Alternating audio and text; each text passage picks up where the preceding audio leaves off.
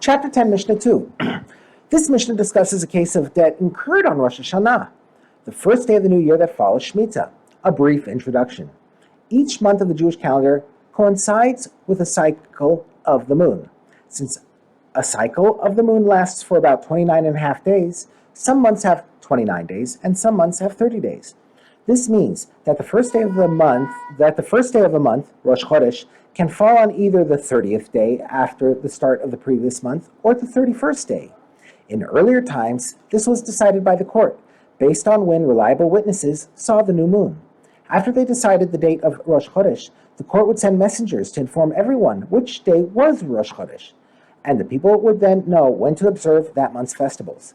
The festival of Rosh Hashanah, however, posed a problem.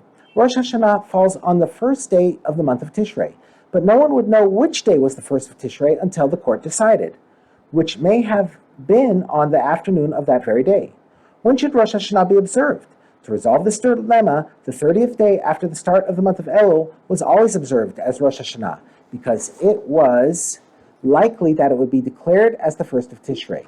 If the court determined that Elul had 30 days, it emerged that the day was technically part of Elul, and the next day, which was in fact the first of Tishrei, was again observed as Rosh Hashanah. In the Mishnah's case, a group of people bought a cow for the purpose of dividing its meat for the festival. One of the people paid for it and slaughtered it, and the others will owe him for the meat once they receive their portions. We now turn to the words of the Mishnah. Someone who slaughtered a cow at the end of Shemitah and divided it up among a group of people on the first day of Rosh Hashanah, i.e. the 30th day after the start of Elul, if the court decided that the month of Elul was extended, i.e. it lasts for 30 days, the debt for the meat is canceled. The people who received the meat do not have to pay for it. Since Elul has 30 days, the first day of Rosh Hashanah was really the 30th day of Elul, and thus part of Shemitah. The debt for the meat was therefore incurred during Shemitah and is canceled. But if Elul was not extended, i.e. it lasted for only 29 days, and the first day of Rosh Hashanah was truly the first day of Tishrei and the first day of the new year, the debt is not canceled because it was incurred after Elul and Shemitah had ended. The Mishnah discusses other types of debt. The fine owed by a violator, a seducer, or one who slanders his wife, or any debt, even a loan, that is backed by a written court order, is not canceled by Shemitah. The fines are not canceled because they are not loans.